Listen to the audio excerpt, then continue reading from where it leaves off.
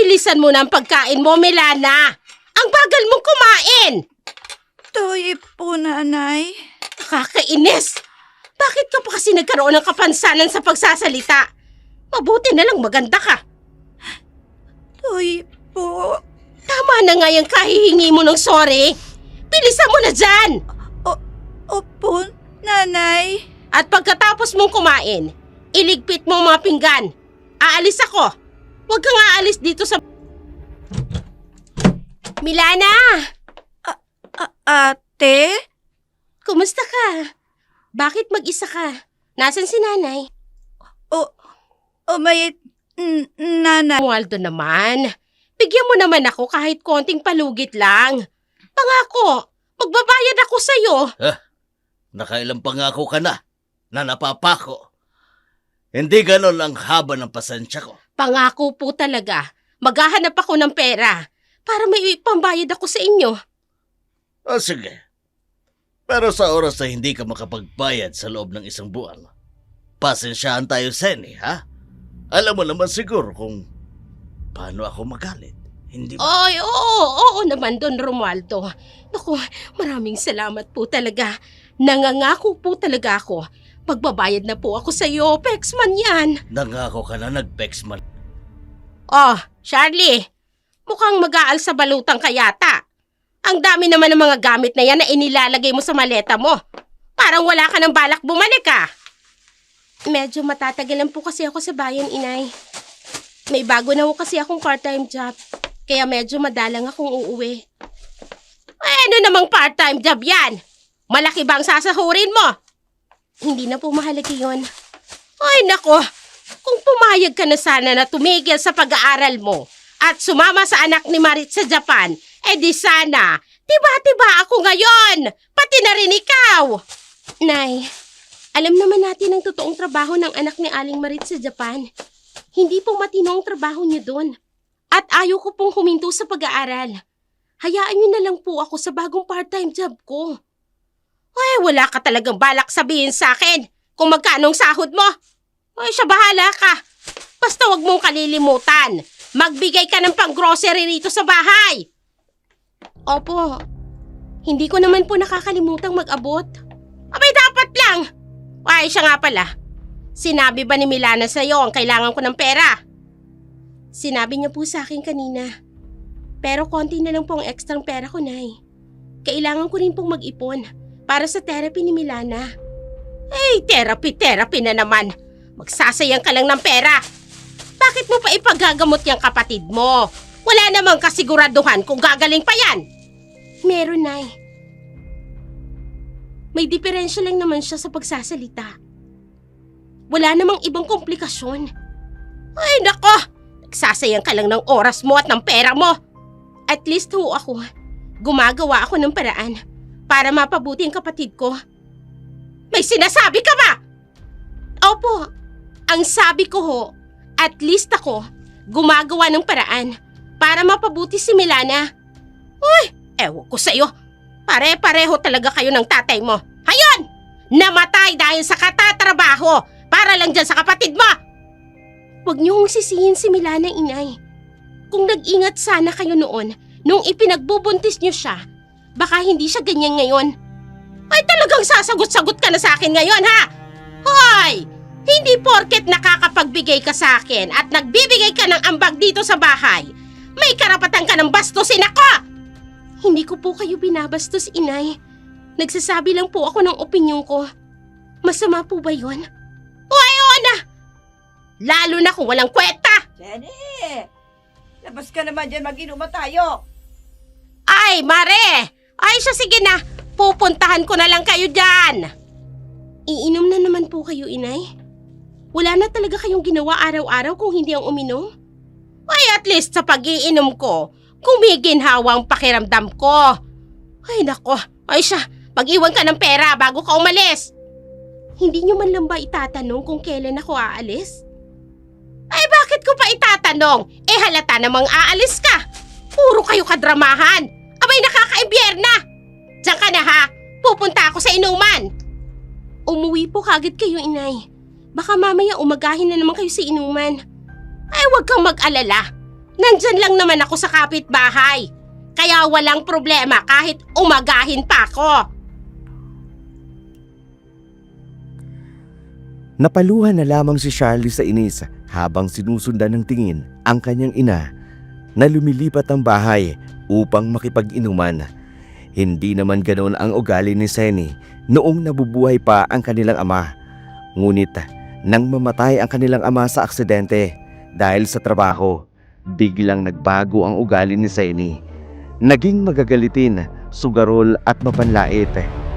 Isinisisi niya ang pagkamatay ng asawa sa kanyang anak na si Milana dahil ayon sa kanya, nagpupunyagi ang asawa sa pagtatrabaho upang maipagamot si Milana na siyang naging dahilan ng pagkamatay nito. Samantala, kinabukasan, maagang nagising si Charlie para maghanda ng kanyang pag-alis.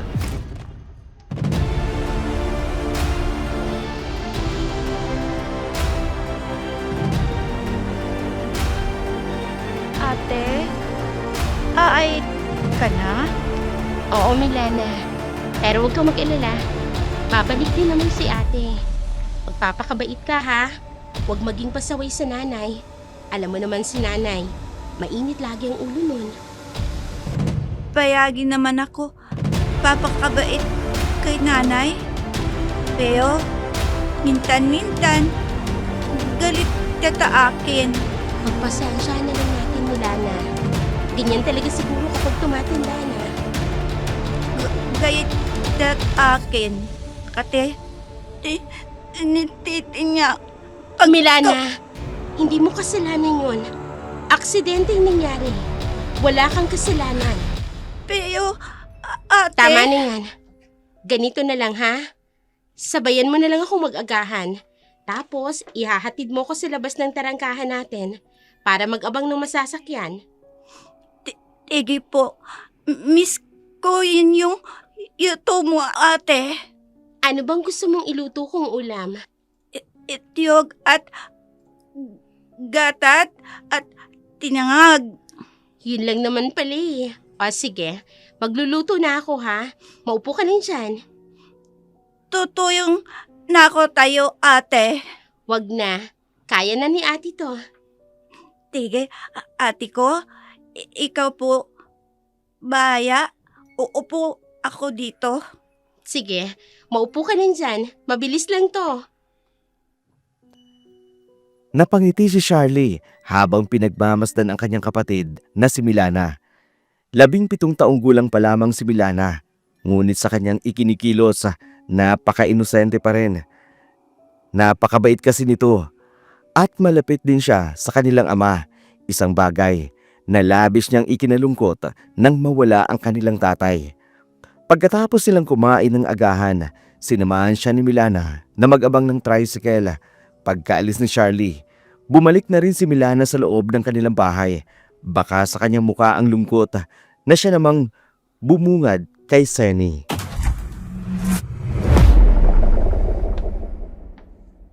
Oh, ay bakit ganyan ang itsura mo, Milana? Ang aga-aga, daig mo pang binagsakan ng langit at lupa. Umayit na po ka, ate. Ay, nako. Yun lang naman pala. Natural, aalis yung ate mo. Kasi nga may bago daw siyang trabaho. At isa pa, alam mo namang mataas ang pangarap ng ate mo. Gusto ka daw i-therapy. Akala naman may pag-asa ka pa. Mayon naman daw, nanay. Talagang umaasa ka rin. Ay nako, Milana, kahit managinip ka pa ng gising, hindi na maayos yung diferensya sa pananalita mo. Ipagtimpla mo na lang ako ng kape nang may pakinabang ka naman sa akin. Opo, nanay. Lalagyan ko po ng gatat. Wag na. Purong kape at asukal mo lang. Bilisan mo na dahil masakit ang ulo ko. Sige po, nanay. Ay, buhay. Magkaroon ka nga naman ng kausap na may diferensya. Ewan ko na lang. Tuyo po, nanay. Sige na, ano ba? Ang dami pang dada. Ipagtimpla mo na ako ng kape. Opo, nanay. Napaluan na lamang si Milana dahil sa tinura ng kanyang ina, mas lalong bumaba ang tingin niya sa kanyang sarili dahil ang nanay niya Madalas siyang tawaging may diferensya. Minsan ay ipinapahiya pa siya sa mga kaibigan nito. Bagay na mas lalong ikinasasama ng loob ni Milana. Matapos maipagtimpla ng kape si Senny, umupo na siya sa katabing upuan ng kanyang ina.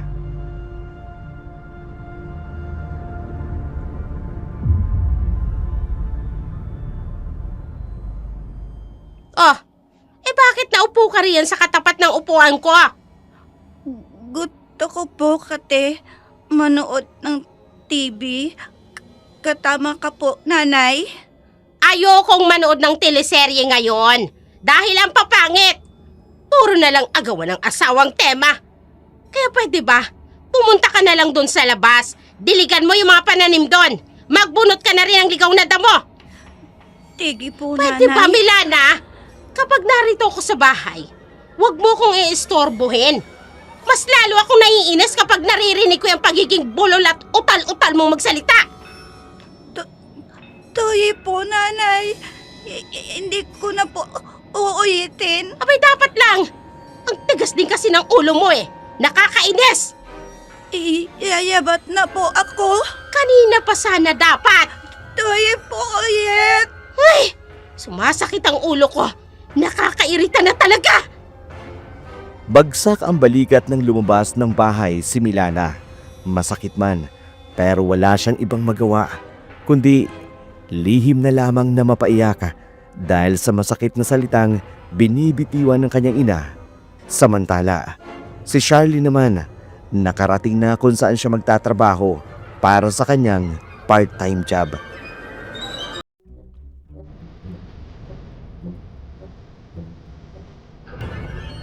Ito ang magiging station mo.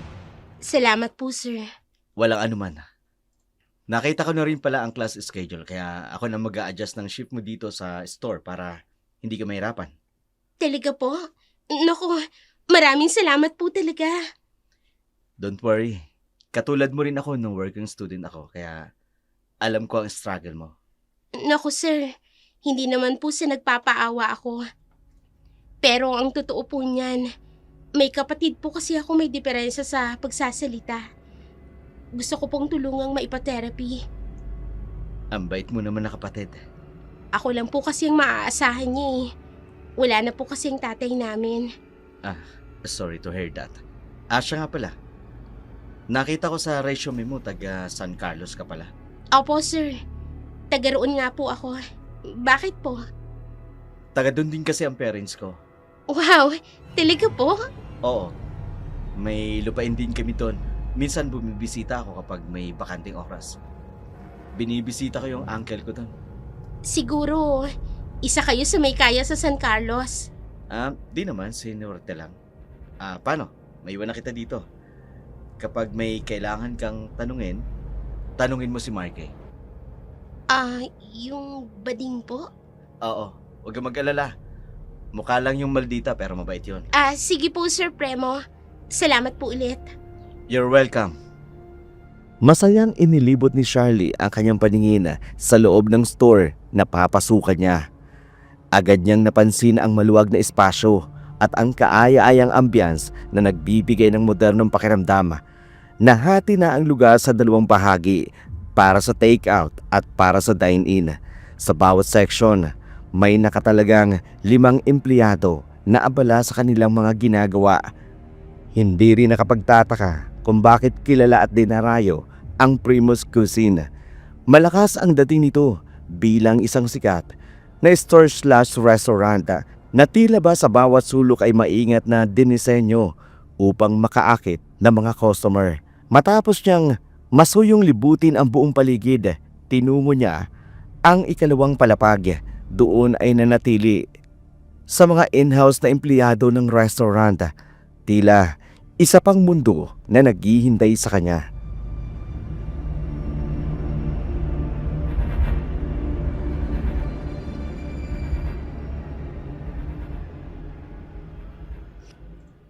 Hi! Ikaw si Charlie, di ba? Bagong saucier namin? Ako nga. Ikaw si Marky, di ba? Yes. Ako ang pastry chef dito sa Primo Cuisine. Welcome to the team, Charlie. Salamat. Natutuwa nga ako kasi ang bait ni Sir. Kasi tinanggap niya ako kahit part-time lang ako. Mabait talaga yun, lalo na sa mga estudyante katulad mo. Huwag kang mag-alala, tutulungan kita sa kusina. Buti kasi ako, kaya alam ko ang lahat from cold to hot kitchen. Salamat, Marky. Isang team tayo dito kaya dapat lang magtulungan tayo. Sige, pasok ka na sa kwarto mo para makapag-ayos ka na at makapagpahinga ka na. Sige, salamat. Kita na lang tayo mamaya. Okay.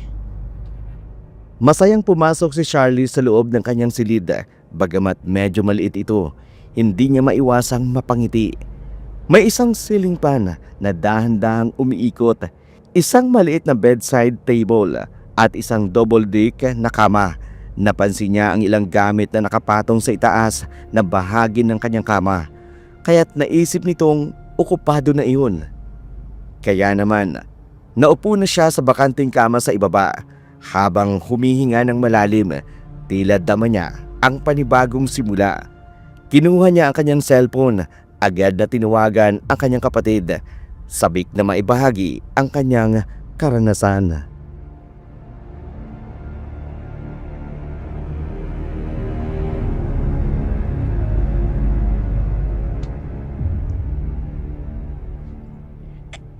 Hello, ate. Milana, mabuti naman at sinagot mo ang tawag ko. Hindi po kati ako abalata gawaing bahay. Mabuti naman kung ganon, dahil marami akong ikukwento sa iyo. Tayaga, ate, kumutang bago mong trabaho. Mas maganda kaysa sa dati kong trabaho, Milana. Hindi pa man ako nakakapag-umpisa, pero ramdam ko na yung kagaanan. Milana! Ate, Milana! ate din na nanay. Kaya ko na ibaba tawag. O sige, mag-iingat kayo dyan ha. Kapag may libre akong oras, tatawag ako sa inyo. Opo, ate, ingat din po dyan. Mamahal po kita. Mahal din kita, Milana. Sige na, ibaba mo na itong tawag. Sige po, ate. Bye po. Milana! Nasaan ka ba? Kanina pa kita tinatawag! Nanay, dito po ako. Oh, ay narito ka lang pala eh. Bakit hindi ka sumasagot kaagad? Ate, tumawag. Ay, ganun ba? Tapos na ba ang tawagan ninyong dalawa? Opo, nanay. Eh kung ganun, ihanda mo na ang hapagkainan at kakain na tayo. Tigi po. Pilisan mo ang kilos, Milana, at gutom na ako! Bilisan ko po. Opo. Ay.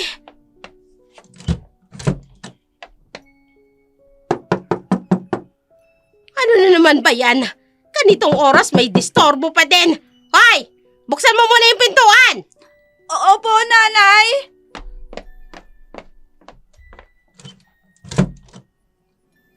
Mabuti naman binuksan mo ang pintuan, Sinaida.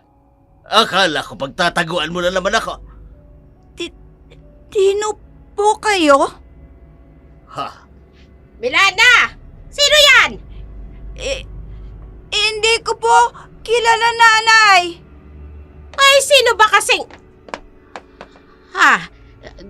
Don Romualdo. Ay, Mabuti naman at nakikilala mo pa ako. Don Romualdo. Paano ko naman ho kayo makakalimutan? Imposible naman ho yata yun. Hindi imposible yon, Sally. Yun kasi ang sakit ng mga taong maraming utang. Nagkakaroon sila ng sakit na kalima. Ay, Don Romualdo talaga, oo. Ay, pasok na po muna kayo. Milana, ikuha mo ng malamig na inumin si Don Romualdo. Padali ka. Opo, nanay. Ay, umupo po muna kayo. Naku, pasensya na po kayo. Medyo may kaliitan itong bahay namin kaya medyo maalinsangan sa pakiramdam. Sinaida, hindi mo naman nabanggit sa akin may ubod ka palang gandang anak. Ilang taon na ba siya? Si Milana ho. Oo. Ilang taon na bang anak mo? Magdi-18 na ho ngayong darating na buwan. Malapit na pala ang kanyang dibo. Ay, bakit naman po, Don Romualdo? May handaan bang magaganap? Ay, nako, wala ho. Wala naman kasi kaming panghanda. Kasi ho, wala naman ho kaming pera. Tama na ho siguro yung pansit kung meron man. Sinaida, gusto mo bang sponsoran ko ang handaan para sa darating na dibo ng anak mo? Ho?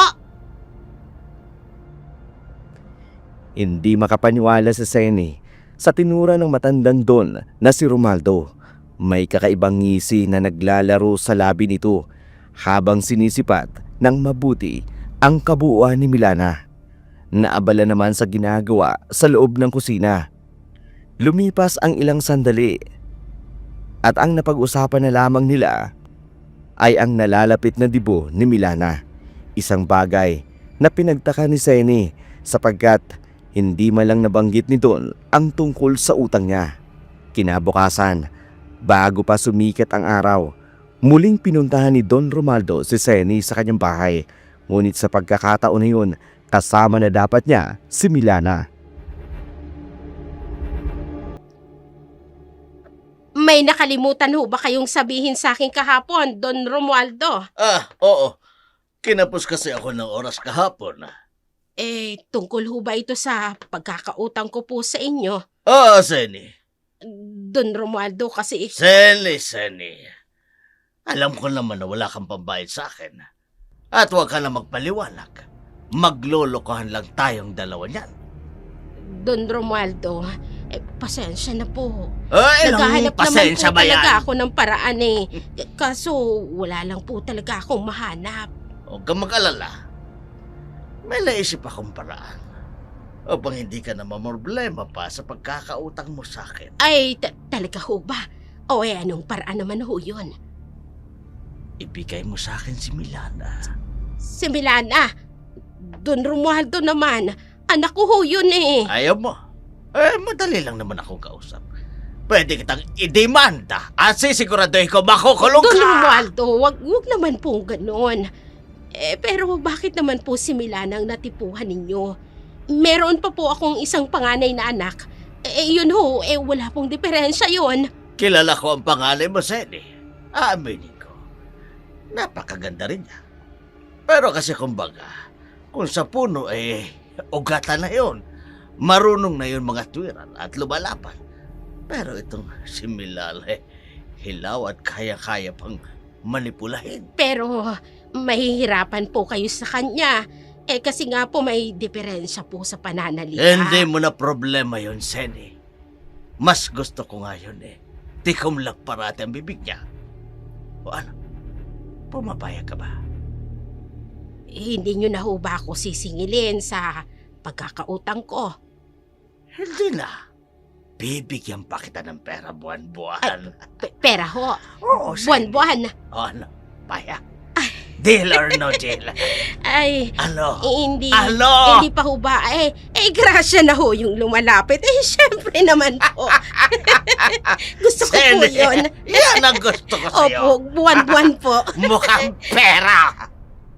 Sa araw ding yun, iniwan ni Seni si Milana sa poder ng matandang Don. Umiiyak ang dalagita.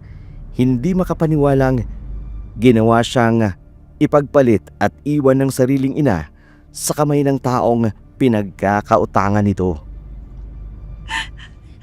Nanay! Huwag mo ako iiwan dito! Bayang awan niyo na! Iiwan ka na dito. Hoy, Milana, huwag kang mag-alala ha. Mas makakabuti ito sa'yo. Kaya pwede ba? Bitiwan mo na ako! Ayoko pa! Tadama ako tayo, nanay! Bitiwan mo na sabi ko! Bitiwan mo ako! Nanay! Tutulak mo ako! Saan ka na nga? Ang dami-dami mong arte! Nanay! Nanay, naiigo! Dami mo kanina! Bakit mo ako benta? Nanay ko! Huwag mo nang itanong! Hoy, diyan ka na! Nanay! Huwag mo ako iiwan dito! Sinabi lang bitiwan mo ako eh! Hindi ka sasama sa akin! Maiiwan ka rito!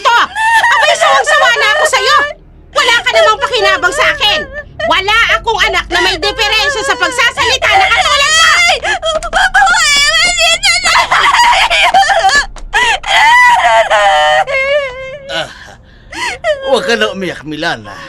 Wala ka na magagawa. Binenta ka na lang nanay mo sa akin. At hindi ka na rin makakalabas dito ng bahay ko. Simula sa araw na ito, dito ka na lang sa bahay ko. Dito ka na lang iikot ang buhay mo. Ayaw ko! Sabi ko naman kanina, wala ka na magagawa. Dahil sa akin ka na. Bayad ka na! Hindi! Ayaw ko! Ate ko! Ate ko! Huwag ka nang umatungal ka! Halika nga dito sa kwarto ko! At may gagawin tayo ang dalawa. Dito tayo! Huwag ka nang umiyak at magpumiglas! Sumama ka na sa amin! Halika na! Ang tigas ng ulo mo!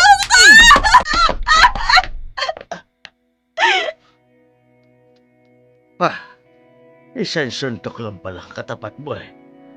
Tinanahimik ka ngayon. Magagawa ko ang gusto ko sa'yo, Milana.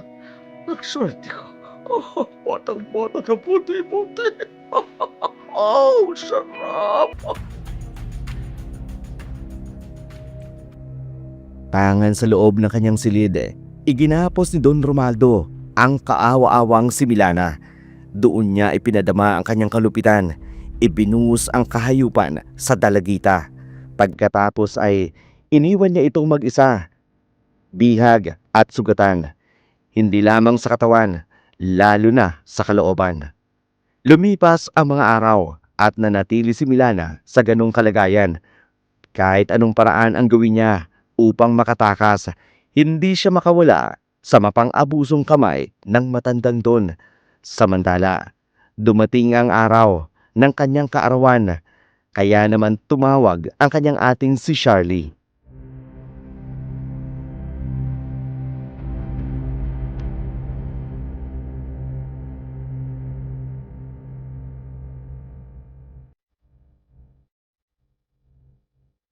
Hello, Milana. Happy birthday, Bunso! Charlie! Nay, bakit kayo pong sumagot? Nasaan po si Milana? Ha? Ay, ano kasi? Inutusan kong bumili sa tindahan. Kaya akong sumagot ng tawag mo. Ganun ba, Nay? 18th birthday po ngayon ni Milana. Maganda naman po kayo kahit pansit lang. Hindi po kasi ako makakauwi dyan. Busy kasi ako sa klase at sa trabaho ko. Ay, kahit huwag ka na munang umuwi. Ayos lang naman kami rito. Magpapadala po ako ng konting pera, Nay. Para may pambili po kayo ng cake. Ay, wag na. Ako nang bahala. Talaga po? Kayo ang bibili ng cake ni Milana? Oo. Ako may pera pa naman ako rito. Kaya sige na. Sasabihin ko na lang sa kanya na tumawag ka. Bumalik ka na sa trabaho mo. Day off ko po ngayon. Tatawag na lang po ulit ako mamaya. Ay, naku, wag na. Tsak naman na magiging busy din naman ang kapatid mo. Dahil nga, di ba, 18th birthday niya. Sa bagay. Sige na Basta sabihin niyo po kay Milana na tumawag po ako, ha? Ay, oo na. Sige na, ako nang bahala. Ay, sige na. Bye-bye na. Bye po, Inay. Tuwang-tuwa si Charlie sa pag-aakalang nag-e-effort ang kanyang ina para sa kapatid niyang si Milana. Ngunit lingid sa kanyang kaalaman, mahigit isang buwan nang wala sa poder ng kanyang ina si Milana. Matapos ang kanilang tawagan, lumabas ng silid si Charlie. Doon, nadatnan niya si Marky na kasalukuyang nagtitimpla ng kape sa pantry. Kaagad namang napansin ni Marky ang kaaliwasan sa muka at aura ni Charlie. Mukhang masaya ka yata ngayon, Oo, tumawag kasi ako sa bahay. 18th birthday kasi ngayon ng kapatid ko. Naku, happy birthday! Kamusta sa kapatid mo? Salamat. Masaya lang ako kasi sa wakas.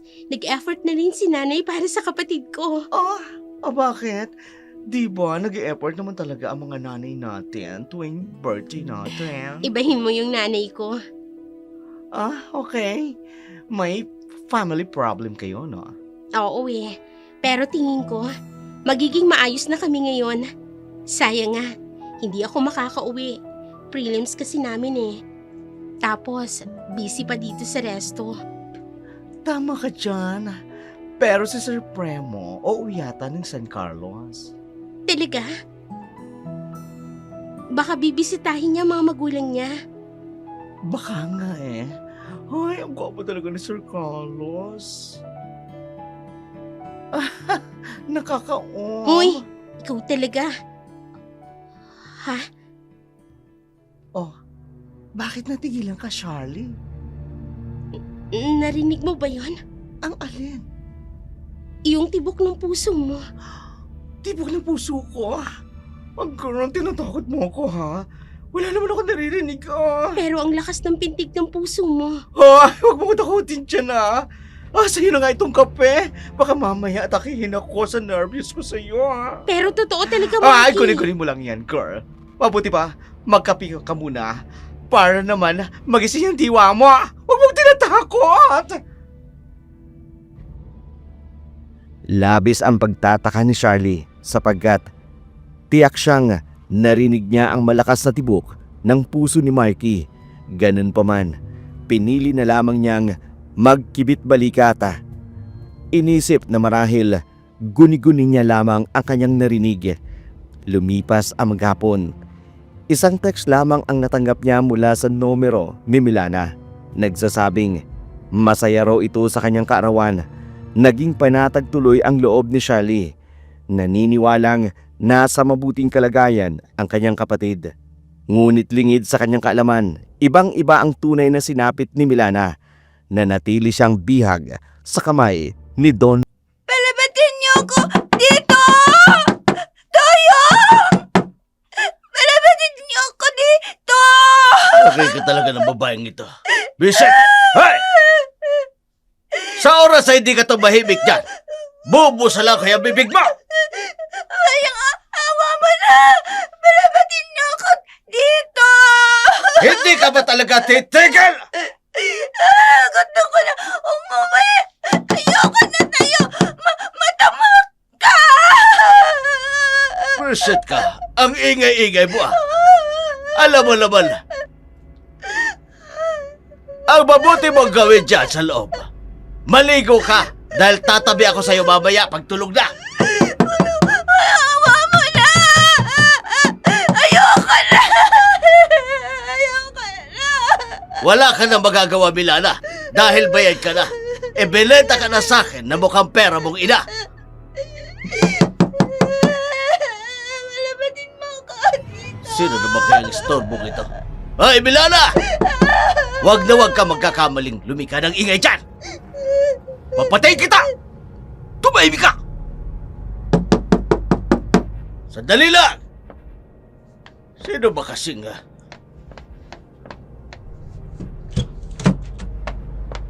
Don Romualdo, magandang araw po sa inyo. Ano ginagawa mo dito sa bahay ko? Maniningil lang ho ng bayad nyo sa akin, Don Romualdo. Oo nga pala. Ayan. Umalis ka na. Baka mamaya magtaka pa mga tao rito dahil pabalik-balik ka dito. Huwag kang mag-alala, Don Romualdo. Nagawan ko na ng paraan ang bagay na yan. Ay, mabuti naman. Walang nagtataka sa inyo kung nasaan si Milana. Ay wala, dahil si Charlie nasa bayan. Hawak kong cellphone ni Milana.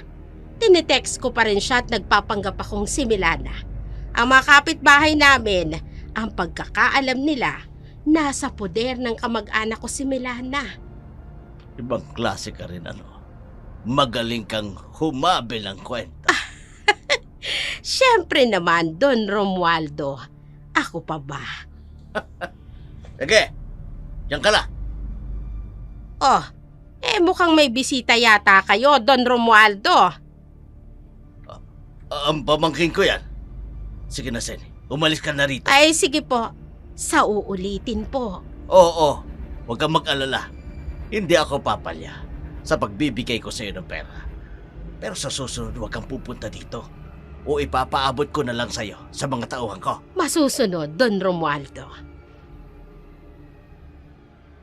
Dali-daling umalis si Seni mula sa bahay ni Don Romualdo. Hindi lamang pinag-aksayang lingunin ang gwapong lalaking kabababa pa lamang mula sa isang magarang itim na pick-up truck. Pagkarating niya sa kanilang bahay, agad niyang inaya ang kanyang mga kaibigan upang uminom at magsugal. Makang marami kang pera, Sheni, ha? Ay, syempre, nakadilihensya lang. Kaya sige lang kayo dyan ha. Inom lang tayo. Huwag kayong mag-alala. Sagot ko ang lahat ng pulutan at inumin natin. Ay, swerte talaga sa'yo ni paring Edgar, Mare. Maganda ka na. Madiskarte ka pa. Sayang nga lang at maagang nawala si pare. Gimo, huwag mo namang ungkatin si Edgar. Mas lalo lang akong nalulungkot. Sa ngayon, gusto ko lang namang magsaya kasama kayong mga kumpare at kumare ko. Ay, talaga. May alam akong pwedeng gawin natin upang mas sumaya ka. Ay paring Gimo, mamaya yan malaman niya ni Mare. Abay katabi ko lang siya eh. Kahit medyo maluntay na yan. Lasing ng mga yan. Kahit umalis tayo dito ngayon, hindi mamamalayan ng mga yan na wala tayo. Eh ano naman ang gagawin natin? Hihit-hit tayo nito. Marijuana. Ay pero pare, Hindi lang basta marijuana yan, Mare. May bato din ako dito. Ano? Papayag ka? Sasama ka na sa akin? uy sige. Gusto ko ring subukan ng mga yan. Bagong experience ba?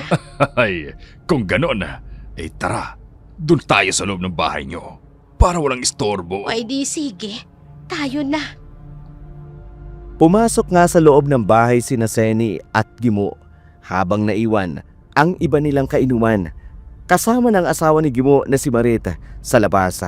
Walang kamali-malay sa ginagawang pagtataksil ng kanyang asawa at kumare.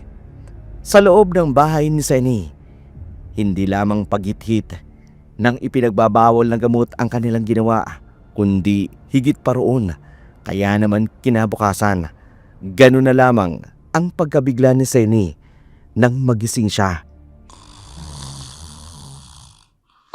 Ano? Hoy, Gimo! Gimo, gumising ka riyan! Hoy! Ba, tutulog yung tao. Umaga na! Totoo pala lahat. Akala ko'y nananaginip lang ako kagabi. May nangyari sa atin. Hindi ka na nanaginip.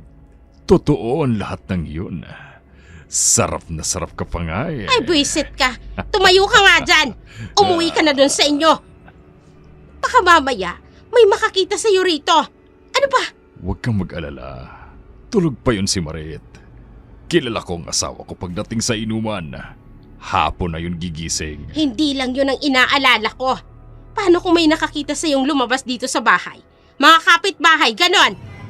Sa likod bahay ako dadaan. Huwag kang mag-alala. Halika muna rito. Tabi ka muna sa akin. Ano ba? Tumahimik ka. Bitiwan mo nga ako. Ano ba? Pare naman eh. Oh. Ay lang yan naman oo. Bakit tumatawag to si Charlie ng ganito kaaga? Tsak na, hanapin na naman ito si Milana. Oo nga pala. Nasa na nga maganda pero bulol mong anak? Wala dito. Nasa kamag-anak ko. Talaga ba? Oh, ano ibig sabihin yan? Ay, wala naman. Medyo, alam mo na, tagilid ang paniniwala ko. Hoy, Gimo. Nagsasabi ako ng totoo. Kaya pwede ba umalis ka na?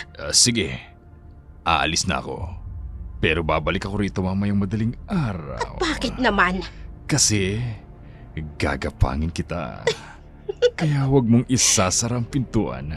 Ha? Ewan ko sa'yo. Sige na, umalis ka na lang.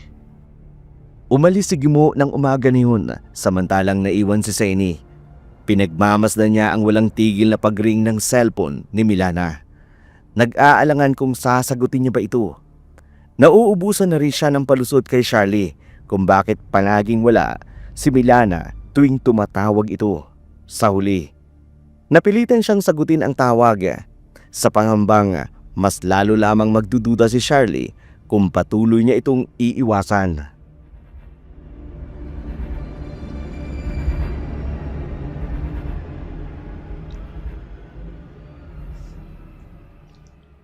Hello? Milana? Hello, Charlie? Wala rito ang kapatid mo. Nay, bakit po nasan siya? Palagi na lang po siyang wala tuwing tumatawag ako dyan. Inutusan kong pumunta sa simbahan para itanong kay Padre kung anong tulong ang pwede nating ibigay para sa darating na piyesta. Ganun ho ba? Bakit niyo po iniwan ang cellphone niya? Ha? Ay, Kwan, hiniram ko muna. Hiniram? May cellphone naman po kayo, Nay. Ay, nasira. Pinapaayos ko sa technician kaya naki-insert na muna ako ng SIM card ko. Ay, si Milana naman, total eh. Dual SIM naman ito. Ganun po ba? Nay, sabihin niyo naman po kay Milana. Pagdating niya, tawagan niya ako. Miss ko na po siya eh. Ay, siya sige, sasabihin ko. Ay, sige na. Kailangan ko nang ibaba ito. May kailangan pa akong gawin. Sige po, Inay. Ay, siya sige. Bye. Ay, nako. Nakakainis, oo. Hindi dapat malaman ni Charlie na ibinenta ko si Milana kay Don Romualdo. Dahil natitiyak ko, gagawa siya ng paraan para bawiin si Milana. Abay, hindi pwedeng mawalang perang sustento sa akin ng Don. Lalo na buwan-buwan yun. Ang lawak ko talaga ng taniman yung mangga, Tito. Oo. Sayang nga lang at wala akong naging anak. Hindi ko tuloy alam kung anong gagawin ko sa malawak na lupay na ito. Tito, pwede naman kayo mag-asawa. Hindi pa naman kayo ganun katanda. 60 years old na ako, Premo. Palagay mo ba'y may papatol pa sa akin at gugustoy magkaanak sa akin? Tsako kung meron man, pera ko lang ang habol. Kaya talaga, Tito, may matino pa naman sigurong babae sa panahon natin ngayon. Ewan ko lang, Premo. Bihira na matinong babae sa ngayon. Sa bagay, siya nga po pala, Tito, pwede ko ba kayong gawing supplier ng mga mangga? Oo naman. Mas maganda nga yun at kikita ako. May bagong tayo ho akong restaurant sa bayan. Gusto ko sana mag-eksperimento ng recipe gamit ang mangga. Kapag ho nag-click, kukunin ko kayong supplier para hindi na ako lalayo pa sa iba, di ba? Tama. Pamangkin nga kita, Premo. Business-minded ka, katulad ko.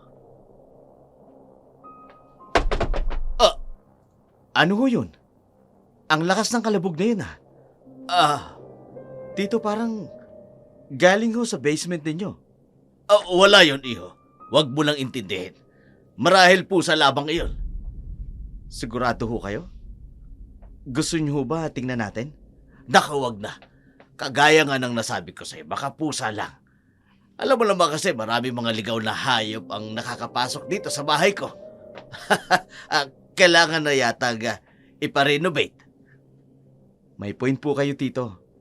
Medyo may kalumaan na po itong pundasyon ng bahay ninyo. At tama ka dyan. Maghahanap nga ako ng kontraktor at architect upang pasimulan ko ang plano ko sa renovation nitong bahay. Nakahinga ng maluwag si Romualdo nang sumang-ayon sa kanya si Primo. Nangangalit ang kanyang mga panga dahil lumika ng ingay si Milana. Kaya naman, nang magpaalam na si Primo na aalis muna saglit, kaagad na pumunta si Romualdo sa basement kung saan nakakulong ang pobreng dalaga. Pagkapasok pa lamang niya ng pintuang bakal, natagpuan niya agad si Milana, nakahandusay, walang saplot at tila hinang-hina. May bahid pa ng mga suka sa lababo. Anong nangyayari sa'yo, Milana? Tumayo ka nga dyan. Bakit lumika ka ng ingay, ha? Gusto mo ba talagang patayin kita? Nang hina ako. Tutok ako. Nakikita ko nga yung suka mo, ang baho. Tumayo ka nga dyan. Linisin mo yung kalat mo. Pati mga suka. Baho! Bayang awa mo na. Pakawayan mo na ako. Pakawayan sa'yo. Anak ka ng tokwa. Ano bang nangyayari sa'yo, babae ka, ha? At nagsusuka ka na naman. Ang lasa lang amoy ng suka mo. Linisin mo yan. Dapat mamaya pagbalik ko rito, Malinis na yan! At wala lang amoy balat sa liyak! Bisek! Takit katawan ko. Ayoko na. Huwag kang magreklamo! Bayad ka, kaya akin ka. Ano ba ang gagawin ko sa'yo? Lalong-lalo na sa katawan mo. Wala kang magagawa. Naiintindihan mo ba? Ang tatama niyo. Pahiyo kayo ng nanay ko. Matama kayo. Matama na kung matama! Heh! Huwag kang magdrama dyan. Lilisin mo ng latang kalat na yan! Nabibisit na ako! Tulungan mo ako. Kahit anong gawin mo pag iyak, walang makatutulong sa'yo. Kahit pag-ati mo. Kaya gawin mo na lahat ang sinasabi ko. Kung ayaw mong masaktan! Panginoon, tulungan mo po ako. Hindi ka tutulungan dahil hindi mo masabit ang maayos! Impit na umiyak si Milana. Ngunit kahit hinang-hina, pilit niyang nililinis ang mga pinagsukahan niya. Hindi niya maintindihan ang mga pangyayari nitong mga nagdaang araw. Bigla-bigla na lamang siyang nakararamdam ng pagsusuka at pagkahilo. Naisip niya marahil dahil walang pahinga ang kanyang katawan dulot ng paulit-ulit na pang-aabuso ni Don Romaldo. Ay, ang sarap talaga sa pakiramdam, ano? Oo. Sabi ko naman sa'yo ito ang kakaibang level ng life to the highest level. Inglesero ka na ngayon, Gimo, ha? Napapanood ko lang yan sa TV. Courtesy of Manoy Eddie Garcia. Ay, parang hindi naman nag-i-English madalas yun sa mga pelikula niya. Ay, ito. Tikman mo to. Mas mataas ang dosage nitong gamot na ito. Ay, oo nga, no. Mahal ba ito? Mas mahal kesa dyan sa una nating binili. Pero wala namang problema, di ba? Kasi mapera ka naman. Siyempre naman, may pera ako. Pero Zenny, ang pinagtataka ko lang, saan ka kumukuha ng pera? Wala ka naman trabaho. Pinapadalhan ako ni Charlie. Talaga? Ano bang trabaho ni Charlie? Mukhang tiba-tiba ka lagi at isa pa sa napapansin ko, palaging may pumupuntang tauhan ni Don Romualdo dito sa bahay tuwing katapusan ng buwan. Alam mo, Gimo, ang dami-dami mong mga bagay na pinapansin. Pwede ba, kung gusto mo magpatuloy itong lihim natin, matuto kang itikom yung bibig mo. Ito naman ang init lagi ng ulo mo. Ay, oo na. Hindi na ako mangingialam. Iisipin ko na lang na baka may lihim din kayong relasyon ng matandang si Don Romualdo. Wala kaming relasyon nun, ha? Di wala na kung wala. Ang mabuti pa, ipagpatuloy na lang natin ang paghit-hit at kapag high na tayo, pupunta na tayo sa langit. Sige. Gimo, dalhin mo ako sa langit. Sige, Gimo. Bubuksan ko na ang langit. Sige, papasok na si San Pedro.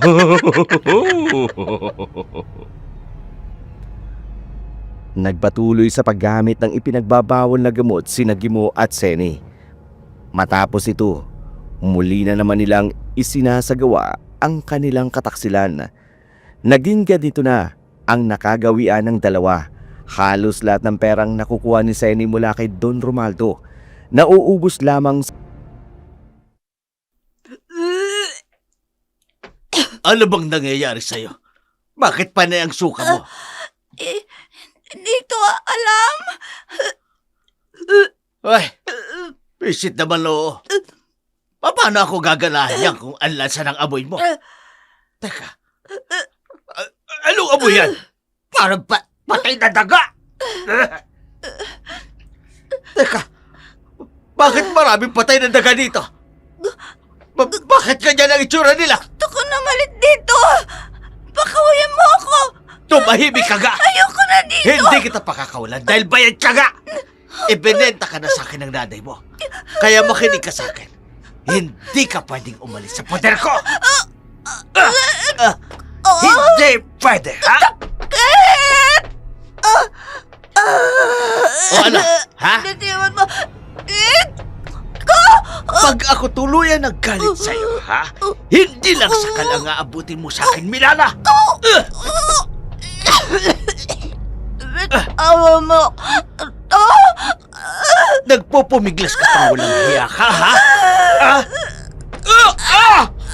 Kinalmot mo ang braso ka! Ang sakit! Nampil mo ko! Yan ang bagay sa'yo! Tingnan mo ang ginawa mo sa akin! Kinalmot mo ko, nagsugatan akong beses kang babae ka! Tito! Nasaan po ba kayo? Narito si Prema. Hindi ka dito babae ka! Dito! Tawan mo to! Para hindi ka makagawa ng ingay, bubusalan ko yung bibig mo! Doon tayo sa baba. Hindi ka dyan dapat makita. At para hindi ka makagala, itatali ko yung paa mo. Ayan. Dito ka lang. Ha? Huwag ka na magpumiglas. Walang pwedeng makaalam na nandito ka sa bahay ko. Ayan. Sige. Babayad ka ta! Ginawa mo tutakin! Hindi man ngayon! Pero maniningil ako ng kabayaran ng pagkakatala mo takin! Manahimik ka na lang. Wala ka nang magagawa pa, Milana. Dahil akin ka na. Mariing itinali ni Don Romaldo ang kamay ni Milana at isinaksak ang busal sa kanyang bibig. Walang magawa ang Gusto ko sanang pumasok sa loob eh. Pasensya ka na, Primo. Nasa likod kasi ako ng bahay. Teka, mukhang may dala kang bagong lutong buko pa ya. Opo, pinabibigay ni Mama. Sabi niya rin kasi baka may oras ka tito na dumalaw ka man daw sa bahay. Ayaan mo kapag nakaluwag-luwag ako. Dadalaw ako sa kanila. Medyo busy kasi ako ngayon. May darating na araw eh. Dahil magpapaani ako ng mangga. Sinabi ko na nga po sa kanila. Pasok ka sa loob ng bahay, Primo. Pagsaluhan natin yung buko pie na dala mo. Sige po. Masarap po talaga ito dahil kalalabas lang po ng oven. Mukha nga. Halika, doon tayo sa loob. Siya nga po pala tito, pwede bang dito muna ako magpalipas ng gabi sa bahay niyo? Ha? Alis po kasi si Mama. May dadalawang pagtitipon sa kabilang bayan. Boring po kasi ako sa bahay eh. Sige, walang problema. Talaga po? Nako, salamat tito. Anak ng tinapa. Matitigang pa ako ngayong gabi. Pero hindi ko naman pwedeng hindian si Premo. Baka mamaya ano bang isipin nito sa akin? Walang nagawa si Romaldo kundi pumayag sa pakiusap ng pamangkin niyang si Premo. Pagkapasok nila sa bahay, agad nilang pinagsaluhan ang buko pie na dala ng binata habang kumakain. Nagkukwentuhan sila tungkol sa negosyo hanggang sumapit ang hapunan. Napagdesisyonan nilang uminom ng alak. Isang nakagawian nilang magtsuhin tuwing umuwi si Primo sapagkat malapit sa loob nito ang kanyang tsuhin. Mabait na tao ang pagkakakilala ni Premo kay Romaldo kaya't labis ang tiwala niya rito. Nakadalawang bote sila ng alak nang mapansin ni Premo na unti-unti nang lumulupaypay si Romaldo. Sinubukan niya itong gisingin ngunit tila hindi na ito tumutugon kaya naisip niyang nakatulog na marahil dahil sa kalasingan.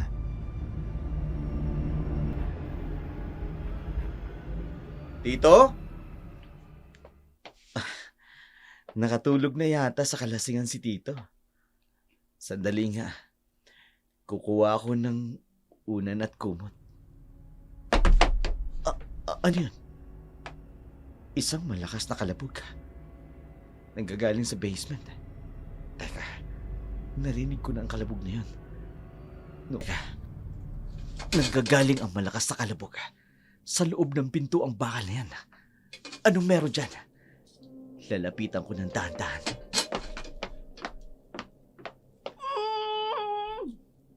Parang may naririnig akong ungol sa loob ng silid. Pero sino naman? Gayong mag-isa lang naman si Tito dahil ayaw niya ng katulong. Ayan na naman. May tao talaga sa loob. Sandali. Mabuti pa buksan ko ang pinto. Oh, nakakanda to. Hindi ko alam kung nasaan ang susi. Wala nang oras para manahimik pa ako. Sa itaas, baka kung anong nangyayari sa taong nasa loob. Ang mabuti pa, sirain ko na lamang ang kandadong ito. Sirain ko ng ganito. Yan, bumukas na. Bibilisan ko. Nasira ko ng kandado. Ngayon, bubuksan ko ang pintuan. Anong... Isang babae ang nakatali sa kama. May busal sa bibig. Diyos ko, mukhang dalagita pa ang babaeng ito. Wala siyang suot na damit. Sandali lang, miss, ha? Kukumutan kita. Huwag ka matakot. Tutulungan kita. Sandali lang, ha? Tatanggalin ko lang ang busal sa bibig mo. Ayan. Iwangan mo ako. Ano? Gusto ko na tumakas. Ano sabi mo? Hindi ako nakapagsalita ng maayos. Maayot? May problema ka sa pananalita? Okay. Huwag muna nating isipin yan, ha? Dadalhin muna kita sa ospital. Don Romualdo, takot ako kanya. Ginahata niya ako. Anong sinabi mo? Ginagahasa ka ni Tito? Oo. Diyos ko, kung totoo man ang sinasabi mong yan, miss, hindi ako makapaniwalang magagawa ni Tito ang bagay na yan. Iwangan mo ako. Oo, tutulungan kita. Halika, aalalayan kita. Dahan-dahan lang, ha? At iaakyat kita sa hagdan. Takit katawan ko. Kawawa naman siya. Maraming pasa ang katawan niya at nangangayayat na rin. May mga dugo siya sa kamay niya. Kailangan ko siyang maialis dito. At madala sa malapit na ospital. Gusto ko makita ate ko. Oo, miss. Pero sa ngayon, kailangan maialis kita dito. Kaya kumapit ka sa akin. Dadalhin kita sa ospital. Bilis!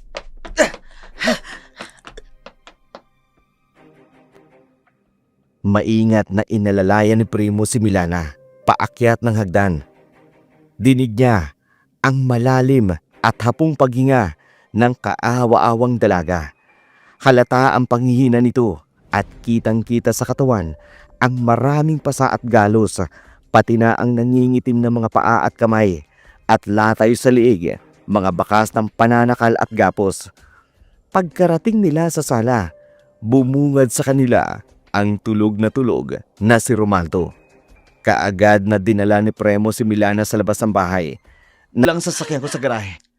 Babalik agad ako. Tige. Madaling humingi ng tulong si Premo sa kanyang mga katiwala at kapitbahay ni Don Romualdo. Kaagad na lang dinala ang dalawa sa ospital. Labis ang pagtataka ni Premo nang makita niya ang malaking laslas sa tagiliran ng kanyang tiyuhin. Doon niya lamang napansin ang mga kalmot sa kamay nito. Samantala, ang babaeng sinagip niya sa loob ng basement, kasalukuyang walang malay. Agad niyang inalam kung sino ang mga kamag-anak ng babae. Labis ang kanyang pagkabigla nang matuklasan kung sino ang kamag-anak nito. Gayunpaman, tinawagan niya pa rin ang isa sa kanila.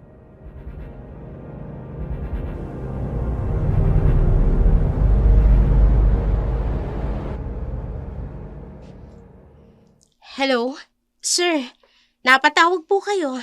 Charlie, Bakit po, sir? pwede ka bang umuwi ng San Carlos? Ngayon, Ho? Bakit po? nasa ospital kasi ako. Pero please, Terminal, hintayin niyo po ako dyan. Sir, marami kang dapat ipaliwanag sa akin. sige, hihintayin kita. Nangihina at nagmamadaling mag-ayos si Charlie. Paalis na siya. Halos takbuin ang terminal ng jeep patungong San Carlos.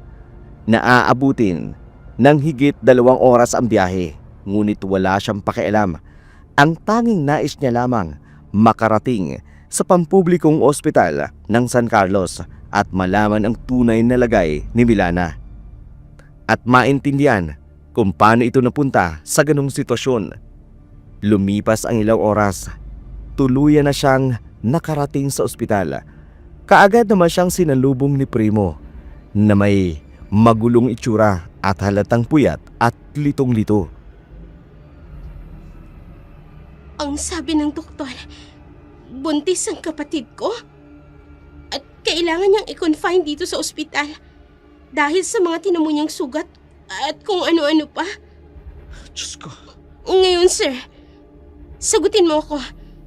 Paano nangyari to? Charlie, sa katunayan, hindi ko rin alam. Hindi ko naman talaga kilala ang kapatid mo. Kung ganon, paano mo siya nadala dito sa ospital? Paano? Tutulungan mo talaga kami? Oo, tutulungan ko kayo. Hindi ko kukonsintihin ang kabaluktutan ng tiyuin ko. Pangako yan. Kailangan kong umuwi sa amin. Kailangan kong makausap ang nanay ko. Galit na galit si Charlie sa nangyari sa kanyang kapatid. Halos kumulo ang dugo sa kanyang mga ugata. Nanginginig ang buong katawan niya sa galit sa ilang buwan lamang niyang pagkawala. Napahamak na ang kapatid niya. Kaagad siyang umuwi sa kanilang bahay, ngunit hindi niya tinawagan ang kanyang ina. Gusto niyang sorpresahin ito at malaman kung ano ang kapabayaan niya na nagdulot ng pangyayari sa kanyang kapatid. Na ayon sa kanyang ina, laging nasa Gi mo! Ano ba wag dyan? Nakikiliti ako dyan. Lambot kasi ng tagiliran mo, Zenny. Ganito pala ang ginagawa mo, Nay. Oh. Magaling! Charlie, Nak ng tokwa naman, Zenny. Ba't yun ako? Mukhang nagaan yung dragon yung anak mo eh. ano? Hoy, Gi mo! Huwag ka nga alis! Lokong to! Anong hindi? Baka mamaya, malaman pa to ni Marit. Ano? Magtuturoan na lang kayong dalawa? Ang kakapal ng mukha nyo? Lalo ka naman, Gi mo! Kapit-bahay ka lang namin. Kumpari ka pa ng tatay ko. Tapos nagawa mong gapangin ng nanay ko. Hoy, Charlie. Hindi ko ginusto to ha. Pumatol lang kusa yung nanay mo sa akin. Ay, naku, hayop ka. Ikaw ang naunang magpakita ng motibo sa akin. Anong ako? Aling Marit! Ang asawa mo at ang nanay ko! Gumagawa ng katarantaduhan! Hoy! Charlie, tumigil ka nga! Charlie, wala namang ganyanan. Sige, alis na ako. Mabuti, dahil nandyan ang asawa mo. Marit, mahal, umuwi na tayo. Doon na tayo sa bahay. Halika na. Bilisan mo! Walang hiya ka, Charlie! Tingnan mo ang ginawa mo! Na-iskandalo tayo! Mas walang hiya ka, inay! Dito pa talaga sa bahay na ipinundar ni Itay! Ang kapal mo! Wala kang karapatang bastusin ako! May karapatan na ako ngayon dahil pinastos mo ang pamamahay natin! Sagutin mo ako, Nay! Alam mo ba ang nangyari kay Milana? Anong ibig mong sabihin? Ang sabi mo sa akin, nasa maayos siyang kalagayan. Pero bakit nangyari ito sa kanya? Ano bang sinasabi mo? Hindi kita maintindihan. Nasa ospital si Milana. Naka-confine.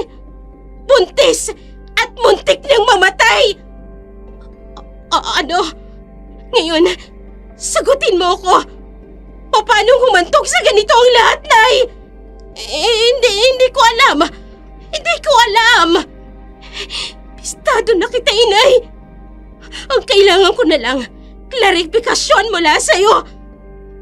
Dinala ko siya sa bahay ni Don Romualdo upang maging katulong niya.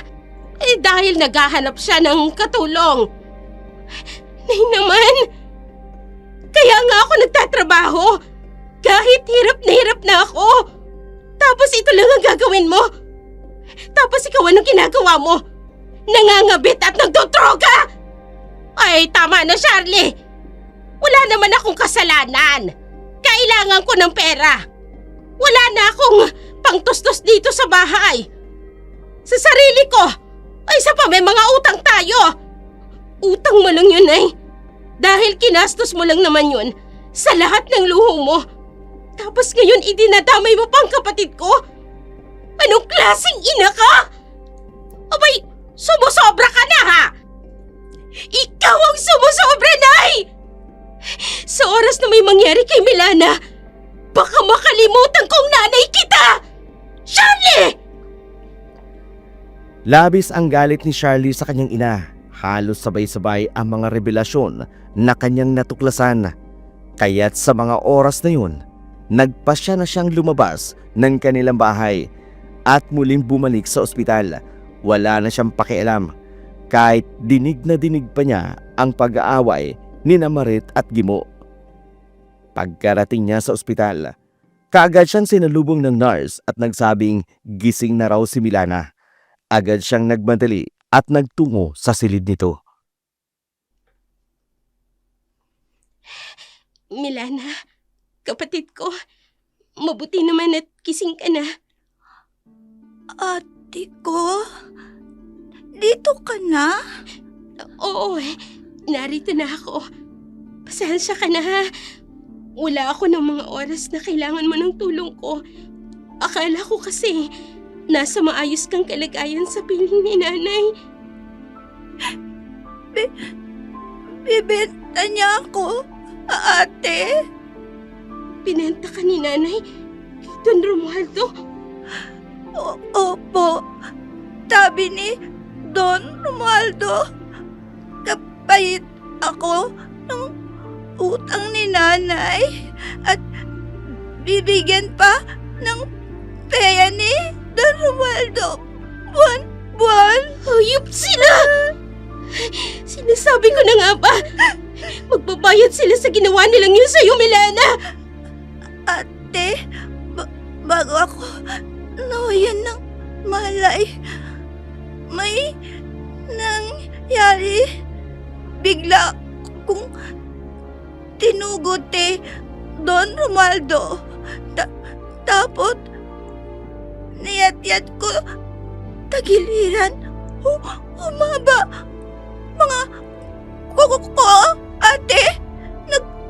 Nagkukuyay pula paningin ko. Ano? Kung ganun, ikaw ang dahilan kung bakit narito rin sa ospital ngayon si Don Romualdo. Milana, huwag mo nang isipin yun. Marahil dala lang yun ng matinding galit mo. Huwag kang mag-alala, ha? Pagbabayarin natin sila sa ginawa nilang kahayupan sa iyo. Opo, ate. Hindi ako papayag na walang managot sa nangyari sa iyo, Milana. Hindi ako papayag.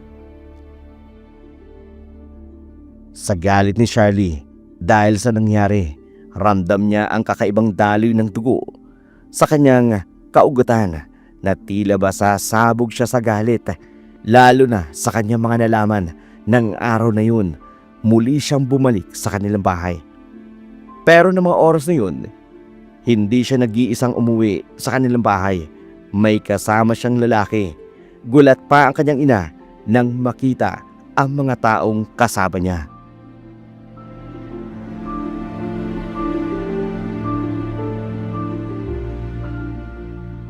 Ay, anong ibig sabihin nito? Mrs., ikaw ay hinuhuli namin sa salang human trafficking. Ano? Ay, ano bang sinasabi mo? Ay, Charlie, ano to? Ito ang kabayaran ng mga ginawa mo sa kapatid ko. Ano? Teka lang! Hindi ko maintindihan!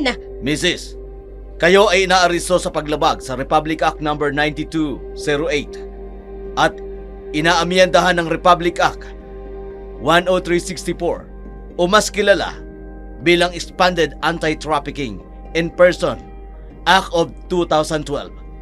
Ang kaso na iyong kinaharap ay may kinalaman sa pagbebenta o pangangalakal ng isang minor de edad para sa anumang layunin. Kabilang na ang sabilitang paggawa, prostitusyon at iba pang uri ng pagsasamantala na malinaw na maituturing na trafficking in person ayon sa batas. Ano? Hindi maaari. Teka lang, bitawan niyo Ipinapaalala ako. ko rin po sa inyo ang inyong karapatan. Sa ilalim ng ating konstitusyon, may karapatan kayong manahimik. Ano man ang iyong sabihin ay maaaring gamitin laban sa inyo sa hukuman. May karapatan ka rin kumuha ng abogado. At kung wala kang abogado, kayo ay bibigyan ng abogado mula sa pamahalaan. Naiintindihan niyo po ba ang inyong karapatan? Wala akong ginagawang masama. Bakit niyo ako hinuhuli? Charlie! Walang hiya ka! Nanay mo ako! At anak mo yung ibinenta mo! Sir, dalhin niyo na po siya sa presinto. Walang hiya ka talaga, Charlie! Ano ba? Bitiwan niyo nga ako! Bitiwan niyo ako! Hoy! Magbabayad ka sa ginagawa mong ito sa akin! Walang hiya ka! Wala kang kwentang anak! Walang utang na loob! Mas wala kang kwenta, inay! Paano mo nagawang ibenta ang sarili mong anak? Dugo at laman mo! Bitiwan niyo sabi ako! Ayokong sumama sa inyo! Bitiwan niyo ako! Desidido si Charlie na maipakulong ang kanyang ina. Gusto niyang pagbayaran nito ang ginawa sa kanyang kapatid. Matapos madala si Senny sa presinto, bumalik si Charlie sa ospital upang dalawin si Milana. Nasa mga oras na yun, nasa maayos na ring kalagayan. Pagkatapos pakainin si Milana, lumabas na siya mula sa ward nito. Hindi niya na namamalayan, ngunit ang kanyang mga paa dinadala patungo sa isang pribadong silid.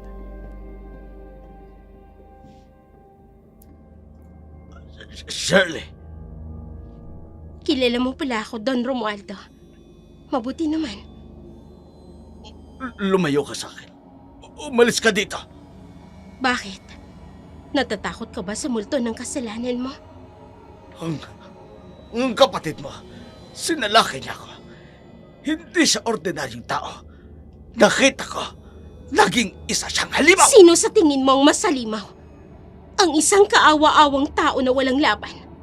O ikaw na bumaboy sa taong walang kakayahang lumaban? Magpapayat ka sa ginawa mo. Wala kang puso! Hindi! Ang mga mata mo'y nagiging kulay dugo! Katulad ka ni Milana. Hindi! Katulad ka rin ng kapatid mo! Mga halimaw kayo! Oo, Don Romualdo. Nasa dugo ng aking ama ang pagiging aswang. Ngayon ko lang nalaman ito. Pero huwag kang mag-alala. Gagamitin ko ng tamang pagiging aswang ko. Dahil sisingiling kita sa kasalanang ginawa mo sa kapatid ko! Ang ina mo ang may kasalanan ng lahat! Dahil mukha siyang pera! Kabay dapat mangsisihin sa lahat ng iyon! Ang ina mo! Huwag kang mag-alala. Dahil kasalukuyan niya ng pinagbabayaran ang ginawa niya kay Milana. Sa ngayon, ikaw naman ang sisingiling ko. Wag! Hindi ako makahiga! Ang dibdib ko! Anong nangyayari sa'yo? Hindi ako makahiga! Hawak-hawak niyang dibdib niya na parang hindi siya makahinga. Tito? Charlie? Anong nangyayari? Hindi yata makahinga ang tito mo. Sir, Sandali, tatawag ako ng nurse. Dali-daling lumabas ng ward si Primo. Tumawag ng nurse. Kaagad namang lumabas si Charlie. Hindi niya akalain aatakihin sa puso si Don Romualdo sa kanyang pagdating. Sinubukan itong i-revive ng mga doktor, ngunit hindi na naisalba pa ang buhay ni Don Romualdo.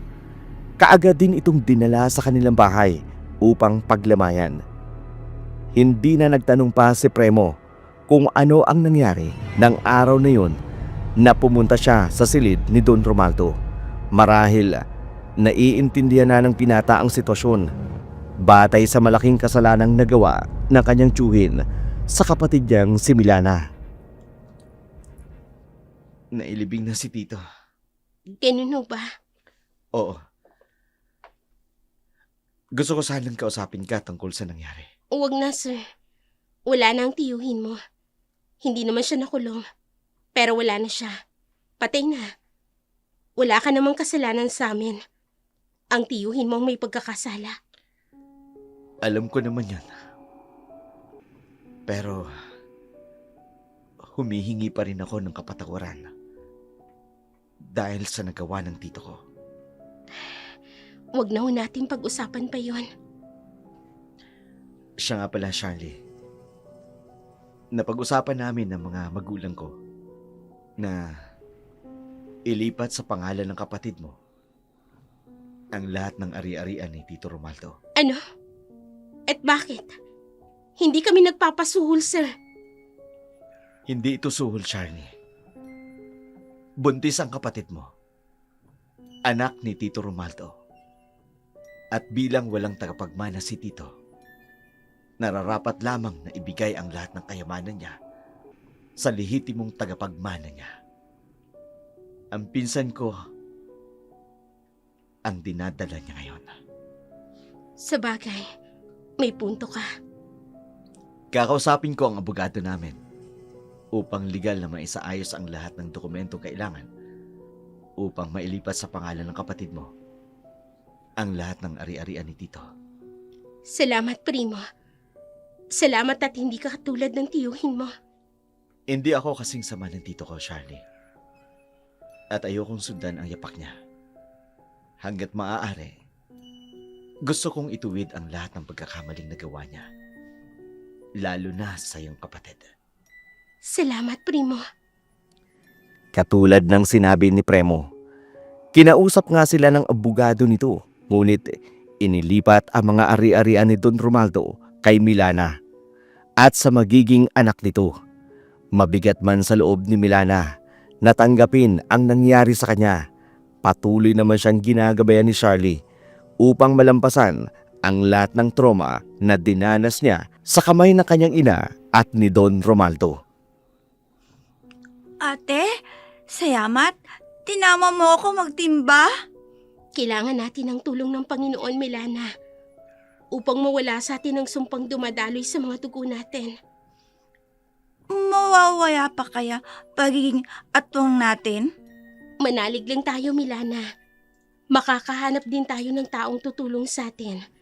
Alam ko, hindi tayo pababayaan ng Diyos. Hindi ko naman gustong taktan ti Don Romualdo eh. Pero nataktan ko siya, ate. Hindi mo kasalanan yon at nararapat lang yun sa taong tulad niya. Hayok sa laman. Huwag mo nang isipin yon. Wala na siya. Nakakulong na rin si nanay. Ngayon makakapagsimula ka ng muli. Makakapag-therapy ka na at counseling na rin. Salamat, ate. Kate, hindi mo ko iniwan. Ate mo ako. At kahit na anong mangyari, hindi kita pababayaan. Kayo na magiging pamangkin ko. At sisiguraduhin ko, mawawala ang pagiging aswang natin para makapamuhay tayo ng normal. Salamat, Panginoon. At hindi niya tayo pinabayaan, ate. Tama ka, Milana. Maraming salamat sa Diyos. Dahil kahit maraming masalimuot na pangyayari ang dumating sa atin, hindi niya tayo pinabayaan.